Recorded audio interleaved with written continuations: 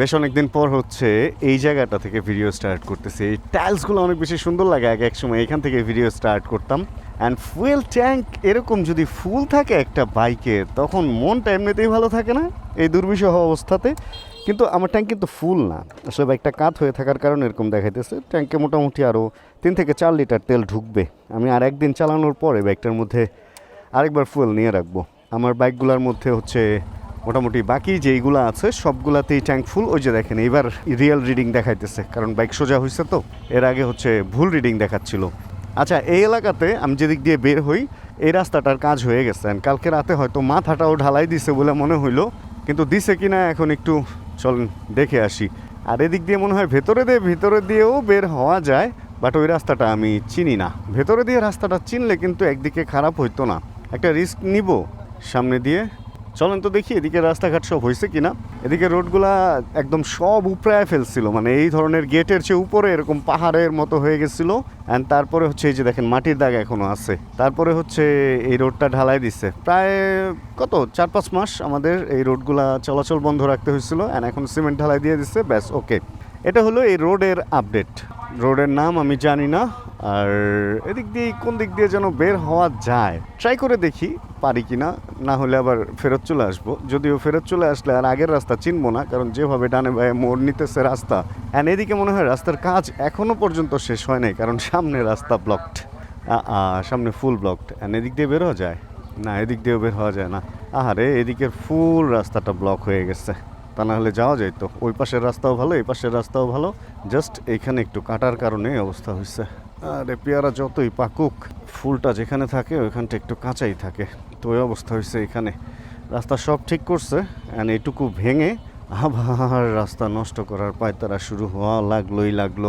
যাক, সুন্দর একটা ওয়েদার। সকালে ঘুম থেকে ওঠার পরে হালকা বৃষ্টি ভাব দেখছি এরকম, তবে রোদও ছিল। এবং তারপরে হঠাৎ করে এমন একটা বাতাস আসলো এবং আবহাওয়াটা এরকম অন্ধকার হয়ে গেল। বৃষ্টি হচ্ছিল না। আশপাশের ছাদে দেখতেছিলাম যে বাচ্চা ছেলেরা মেয়েরা একসাথে গল্প গুজব করতেছে ছাদে বসেন। রেলিং ধরে রাখছে যাতে উড়ে না যায়, মানে ওরা খেলাধুলা করতেছে। এই কাউয়া, এই কুকুরে কাউয়াকে দাওয়া দিছে। এদিক দিয়ে আসছি না আমি, আসলে কি এদিক থেকে আসছিলাম? দেখছেন আমি এদিকে রোড ভুল করে ফেলি। যেখানে ছিলাম সুন্দর ওয়েদার, বেরোইছি সুন্দর একটা রাইড করব, কিন্তু নিচে আসছি পরে দেখি বড় বড় ফোঁটার বৃষ্টি পড়তেছে। অ্যান্ড দেন এখন আবার বৃষ্টিটা কমছে, ভালো হয়েছে। এবারের সামনে গাছগুলোও সুন্দর লাগাইছে। অ্যান্ড তারপর এখন বেরোইছে, পরে যাক, বৃষ্টি যেহেতু নাই এখন শান্তিতেই আমরা মুভ করতে পারতেছি। মূলত ঘুম থেকে উঠে ফ্রেশ হয়ে বেরোইছি জিমে ঢুকবো এই জন্য, কারণ 2:50 অলরেডি সময় আমার মোটরসাইকেলের ঘড়িতে। চিন্তা করা যায় আজকে আমার ঘুম থেকে উঠতে কত লেট হয়েছে, কারণ রাতে আমার একটু কাজ ছিল অ্যান্ড কাজের চাপ ছিল। শিওর হই, হ্যাঁ 2:52। তার মানে অবস্থা কিন্তু খারাপ। আজকে আমি বেশ লেট করে ফেলছি। 3টার সময় যদি জিমে ঢুকি 4-5টা বাজবে আমার জিম থেকে বের হইতে। সব কিছুই বেশ পিছিয়ে গেলাম। আর এই যে এই রাস্তাটুকুই ঢালাই বাকি ছিল, কালকে রাতে এটা ঢালাই দিয়ে দেন জুট কি বলে এগুলা দিয়ে দিছে। এখন এটা ভিজা থাকবে 2-3 দিন। তারপর ভাই কি অবস্থা? তারপরে হচ্ছে এই রাস্তা ঠিক হয়ে যাবে। যাক, আমরা উঠে গেছি 60 ফিটে। চলেন আমরা আমাদের রেগুলার লাইফে ব্যাক করি। ঘটনাটা শোনাইলাম কালকে থেকে আজকে পর্যন্ত কি হইলো। এইবার হচ্ছে সামনের দিকে আমরা আগাই। আদনান ভাই বলে যাওগা সামনের দিকে আউগা, এবার হচ্ছে সামনের দিকে আগানোর পালা। This is called the real Chapri MSI vlogs. রাস্তা দিয়ে উল্টা চলতেছে সে। এতটুকু জায়গা আমি রেগুলারই উল্টা আসি। আমি মানুষকে গালি দেই ঠিকই, বাট আমি নিজেই এতটুকু জায়গা উল্টা আসি, কারণ এতটুকু জায়গা যদি উল্টা না আসি তাহলে আমাকে অনেকখানি জায়গা ঘুরতে হয়। আর বাইক ফেরির শাটার অর্ধেক নামানো কেন? নিশ্চয়ই আশপাশে মনে হয় দোকানে গেছে, এই কারণে শাটারটা একটু নামিয়ে চলে গেছে। চলেন দেখি বর্তমান পরিস্থিতিতে বাইক ফেরির বাইক কালেকশন কি আছে। একটু দেখাশোনা করা দরকার না যে কি বাইক নিয়ে তারা বিজনেস করতেছে। বর্তমান সেকেন্ড হ্যান্ড এবং নতুন বাইকের মার্কেটের অবস্থা যে কি, এটা নিয়ে তো আমি কথা বলছি। এখন এইখানে আমরা দেখি খাওয়া দাওয়া করতেছেন, এই জন্য ভাই একটু বাইক দেখতে ঢুকলাম। F250, তারপরে হচ্ছে N160 digital and FZ version 4 1300 kilo Raider. এটাকে অনেকে রাইডার বলে, বাট রাইডার না, এটা রেইডার। অ্যান্ড হর্নেটের ওনারা বিশাল কালেকশন করছে। এর আগের ভিডিওতেও বলছিলাম হর্নেট 5,600 কিলো, 7,600 কিলো, 8,200 কিলো, এগুলা সম্ভবত সব 2 বছরের কাগজের, আমি যতটুকু জিজ্ঞেস করে জানতে পারছিলাম। অ্যান্ড এই বাইকটায় পদ্মায় টোল ওটার স্টিকার লাগানো আছে। একটা এক্সট্রিম 125ও আছে এখানে। তারপরে এখানে জিক্সার 250ও ওনারা এনে রাখছে দেখা যায় একটা। জিক্সার 250 আমার অনেক ফেভারিট একটা বাইক। এই বাইকটা একটা কারণেই কিনি নাই, সাইড স্ট্যান্ডে কাট অফ সুইচটা দেয় নাই। এটা 5,100 কিলো চলছে। অ্যান্ড এই হর্নেটটা হচ্ছে 10 বছরের পেপারের। রিসেন্ট আমি এই বাইকটা চালাইছিলাম একদিন, বাইরে ছিল যখন।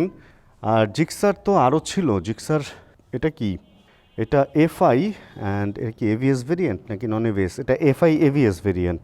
এই বাইকটা এখানে অ্যাভেলেবেল আছে। এটার কিলোমিটার সামনে লেখা আর দেখলাম না। অল্প কিছু বাইকই এখানে আছে আর, কারণ লাস্ট ঈদের আগে হচ্ছে প্রচুর বাইক সেল হয়ে গেছে। আর নতুন কিছু বাইক আরও আসতেছে এরকম শুনলাম। যাক, আমি এখানে আসছিলাম হচ্ছে আমার হেলমেটটা রাখবো অ্যান্ড দেন একটু জিমে ঢুকবো। তাহলে আমি হালকা একটু ব্রেক নেই।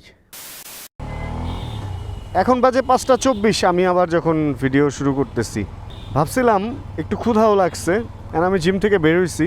বের হয়ে বাইক ফেরিতে যেগুলো রেখে গেছিলাম ওগুলো আবার সেট আপ হাতে নিলাম। নিয়ে ভাবছিলাম যে একটু আগারগাঁয়ে যাব, একটু কাবাব খাইতে ইচ্ছা হয়েছিল। কিন্তু আগারগাঁয়ে তো আসলে কাবাব পাওয়া যায় না, কারণ আগারগাঁয়ে একটা অভিযান চলতেছে and সব কিছু উঠায় দিছে, মানে কোনো কিছু আর বসতে দিতেছে না। এখন এই অবস্থায় তাহলে কি করা যায়? এই অবস্থায় ভালো খাবার দেখি ছোট সাইজের একটা মুরগি পাই কিনা। তাহলে কি যা আছে আল্লাহ, কি বলি, যা করে আল্লাহ। ছোট সাইজের একটা মুরগি পাইলে নিজেই রান্না করে আজকে খায় ফেলবো, এটাই ঠিক করছি। মাঝে মাঝে তো রান্না করি, কালকে রাতেও রান্না করছি, বাট ওই যে মুরগির মাংস রান্না করাটা কিনে নিয়ে গেছি অ্যান্ড দেন তারপরে হচ্ছে ওইটাকে দিয়ে খিচুড়ি রান্না করে ফেলছি। মানে মুরগিটা নিজে রান্না করি নাই, খিচুড়িটা নিজে রান্না করছি। এখন ব্রয়লার মুরগি তো ছোটো সাইজ আছে কি না একটু খোঁজখবর লাগাই। অনেক দিন রান্না বান্না করে খাই না, তো একটু খোঁজখবর নিয়ে দেখি ব্রয়লার মুরগির অবস্থা কি। এটা হলো পাকা মসজিদ, স্বপ্নের ঠিক উল্টা পাশে। এখানে আবার পাওয়া যায় ভালোই মুরগি টুরগি, এই সমস্ত জিনিস, অনেকগুলো দোকান আছে। ভাই 1.5 কেজির নিচের মুরগি হইব ভাই? আল্লাহ হাফেজ, ইনশাআল্লাহ। পরিচিত ভাই ব্রাদারের সাথে দেখা হয়ে গেছে, মুরগি নিয়ে নিয়েছি। আমার যেটা মনে হয় যে আসলে 1300 প্লাস, প্রায় 1400 গ্রাম মুরগি। এটা কাটার পরে মনে হয় 800 গ্রাম টিকে কিনা, কারণ হাড় পা এই সেই এগুলো তো ফালায় দেওয়া হয়। মাঝে মাঝে মনে হয় বোনলেস কেনাই ভালো, বাট বোনলেস আবার রাখা টাকা ঝামেলা। আসলে অল্প তো কেনা যায় না, দেখা যায় বেশি কিনতে হয়। এখন বেশি কিনলে আবার ফ্রিজিং করতে হয়। ফ্রিজিং আমার কাছে একটা ঝামেলা লাগে আর কি। আচ্ছা চলেন, এই এখন যেটা দেখতেছি যে আসলে কেনা খাবার খাওয়া আবার একদিকে ভালো। দেখেন এই মুরগিটা কিনছি, এটাকে আবার এখন আমার প্রসেস করতে হবে। ঘরে হচ্ছে সয়াবিন তেল, আমি লাস্ট যখন কি যেন একটা করছিলাম তখন ডিম পোজ করছিলাম, অমলেট যখন করছিলাম তখন সয়াবিন তেল সব শেষ করে রাখছি। এখন আবার ছোট একটা সয়াবিন তেল কিনতে হবে। দেখেন আবার পেঁয়াজ কিনতে হবে। কাঁচা মরিচ আমার স্টকে নাই বাসায়, আমি জানি, কারণ আমি হচ্ছে বাসায় ফ্রিজ নাই এখনো, মানে আমার প্রয়োজন পড়ে না, এই কারণে আমি ফ্রিজিং খাবার খাই না। এই কারণে কাঁচা মরিচও নেওয়া লাগবে। তাহলে আমার অবস্থাটা চিন্তা করেন, এখন এক মুরগি রান্না করতে গিয়ে আমার তো বহু রকমের ঝামেলার মধ্যে পড়তে হইতেছে। যাই হোক, ঝামেলাকে ঝামেলা মনে করলেই ঝামেলা। আমি এখন একটু আমতলা যাব। আমতলা গিয়ে কি করব জানেন? আমতলা গিয়ে হচ্ছে টক দই নিব, এই মুরগি রান্না করার জন্য না, টক দই নিব হচ্ছে এমনিতে কাঁচা খাওয়ার জন্য। আমি প্রতিদিন রাতে হচ্ছে 1 গ্লাস টক দই খাই, বাট ইদানিং লাস্ট 2-3 দিন হচ্ছে সময় সুযোগ দুইটার সমন্বয় করতে পারি নাই। এই কারণে উল্টাপাল্টা হয়ে গেছে। মাশাআল্লাহ, বাচ্চাটা কিউট। সময় সুযোগ করতে পারি নাই দেখে উল্টাপাল্টা হয়ে গেছে। এখন যেটা করা লাগবে, এখন খেয়ে ফেলতে হবে। যদিও পেটে ক্ষুধা, রাতে খাইতে পারলে ভালো, বাট কিছু করার নাই, যেহেতু সুযোগ এখন হয়েছে, এখন এই সুযোগটাকে কাজে লাগাই। আর এই আমতলার এই মোড়টা রে ভাই, এমন মানে বিধিকিচ্ছা একটা অবস্থা হয়ে থাকে। আরে এখান দিয়ে দেখেন আবার পুচুস করে ঢুকেও গেছি, মানে হয় না আবার হয়েও যায়। এখানে থেমে জাস্ট খেয়ে চলে যাই।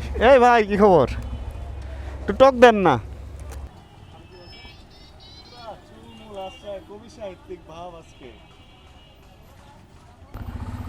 বিসমিল্লাহির রহমানির রহিম। যদি কেউ ফ্যাট বার্ন করতে চান তাহলে লেবু, শসা এগুলা আমরা অনেকে মনে করি যে খুব বেশি কাজে দেয়। আসলে হ্যাঁ, লেবু কাজে দেয় না তা না, শসাও একদিকে কাজে দেয়, কারণ শসা হচ্ছে ফুল অফ ওয়াটার, পানি। অ্যান্ড শশা খেলে পেট ভরে, কিন্তু কিছুক্ষণ পরে ওটা পানিতে রূপান্তরিত হয়। এখন সুগার অ্যান্ড সল্ট না থাকার কারণে ওইটা পানিটা ধরে রাখতে পারে না শরীর, যে কারণে ওই পানিটা আবার বের হয়ে যায়। সেই চরলা কি করতেছে, একই দিকে সামনে যাইতেছে, একই দিকে পেছনে যাইতেছে। এইভাবে ঘুরাইলে ঘুরবো, পিছনে হেরে পেয়ারার গাড়িটারে তো আমার মনে হয় এবার তো আমার মনে হয় মেরে দিব। এইটুকু একটা গাড়ি ঘুরাইতে যদি এত সময় লাগে। আচ্ছা, এক একজনের চালানোর স্টাইল এক এক রকম। দেখা গেছে আবার উনি এমন কিছু ভালো পারে যেটা আমি পারি না। আমি আবার চিপা চাপায় হলো ঘুরাই ভালো, মানে সুই যেখানে ঢুকবে আমার গাড়ি সোজা হোক আর উল্টা হোক ওইখানে আমি ঢুকাই ছাড়বো, ব্যাপারটা ওই রকম। আচ্ছা, একটু চিপা চাপা দিয়ে ঘুরতেছি, পকেটে 1000 টাকার নোট, ভাঙটি টাকা নাই, আর আমার দরকার হচ্ছে অনলি 10 টাকার মরিচ আর একটু পেঁয়াজ। এখন এই অবস্থায় আমাকে 1000 টাকা যদি আমি কারো কাছে ভাঙতে চাই, সে আমাকে দিবে মায়ের এখান থেকে। এখন মরিচ আমি কিভাবে কিনি বলেন তো? আমার মরিচ দরকার। ও ইয়েস, একটা বুদ্ধি পাইছি। আমি ফার্স্টে কিনবো তেল, অ্যান্ড পেঁয়াজও কিনতে হইতে পারে। তেল আর পেঁয়াজ কিনলেই আমি 1000 টাকার নোটটা ভাঙায় ফেলতে পারবো, অ্যান্ড ওইখান থেকে হচ্ছে আমি মরিচটা কিনে দেন ফিরতে পারবো। কি একটা অবস্থা ভাই! আমি একজন বাইক ব্লগার, আমি একজন বাইক রিভিউয়ার, আমি একজন বাইক নিয়ে লং ট্যুর করা মানুষ, আর আমি আজকে আপনাদেরকে এই মুরগি, পেঁয়াজ, মরিচ এগুলা কেমনে কি রান্না বান্না এইগুলা নিয়ে কথা বলতেছি। মানে ডেইলি লাইফ ব্লগ ইজ আসলে really a different thing and really interesting thing. কারণ দেখেন কত ইন্টারেস্টিং ফ্যাক্টগুলো আপনাদের সাথে শেয়ার করতে হইতেছে। আগে তো শুধু একটা সময় ছিল জানেন, টপিক খুঁজে পাইতাম না যে আজকে কি নিয়ে ভিডিও করব। আর এখন একটা ব্যাপার, যতক্ষণ ভিডিও করি ততক্ষণ মনে হয় বাকি জিনিসগুলোও যদি আপনাদের সাথে শেয়ার করতে পারতাম তাহলে না কতটাই ভালো হইতো। অ্যান্ড এটা হলো ঝিলপার মসজিদ, পীরেরবাগ ঝিলপার মসজিদ বলে এটারে, জামে মসজিদ। অ্যান্ড এখানে ফ্রুটসের একটা বিশাল মার্কেট কিন্তু সবসময় থাকে। আর আমার কিছু অ্যাপেল কিনতে হবে, অ্যাপেলের দাম একটু জিজ্ঞেস করি তো। এই গাড়ি না মাত্র এখানে রেখে আসলাম, নাকি ওটা মেরুন ছিল না অন্য ছিল মনে হয়, কি জানি। দাঁড়ান আপনাদের সাথে একটু আপেলের দাম শেয়ার করি। ভাইয়া আপেল কোনটা কত?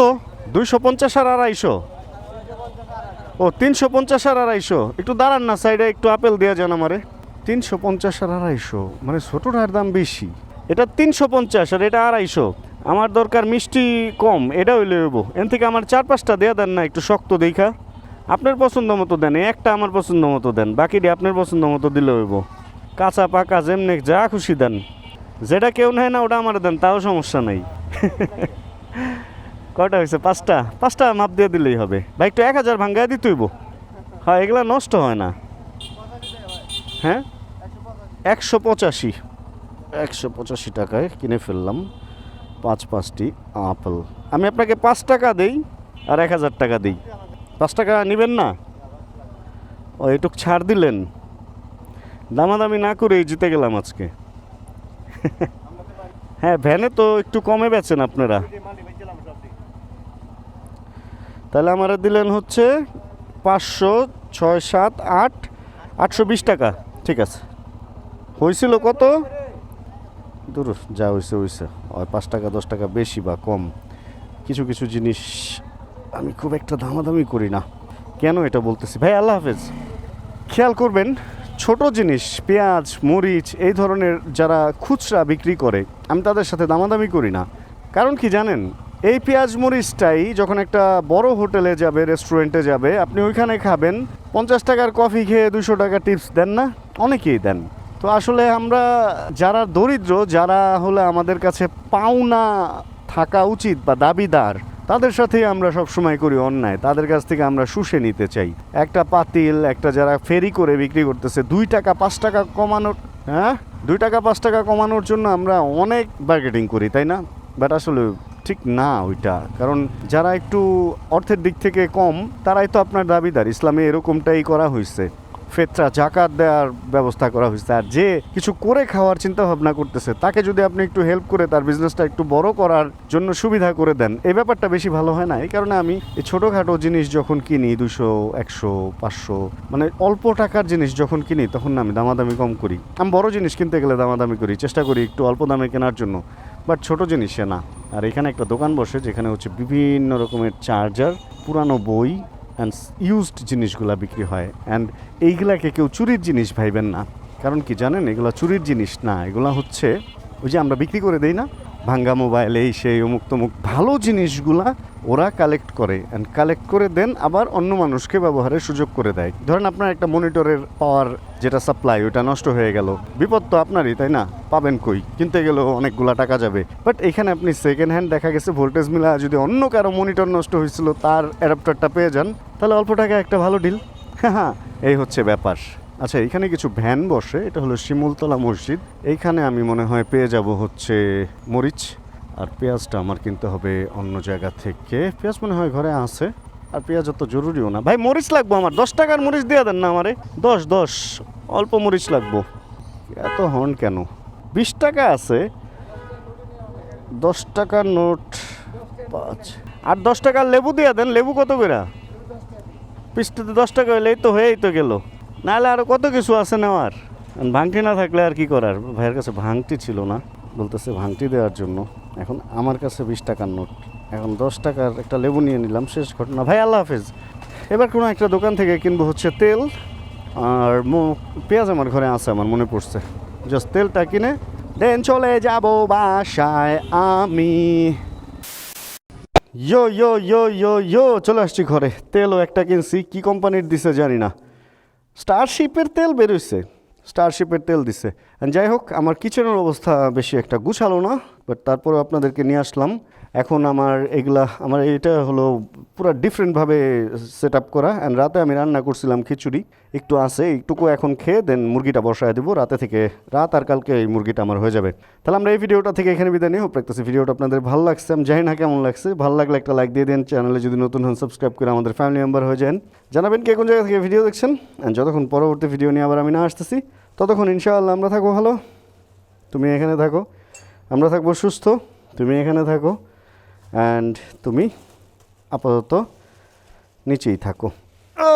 অ্যান্ড করতে থাকো chill bro. Check the mic and make sure it sound right, boys.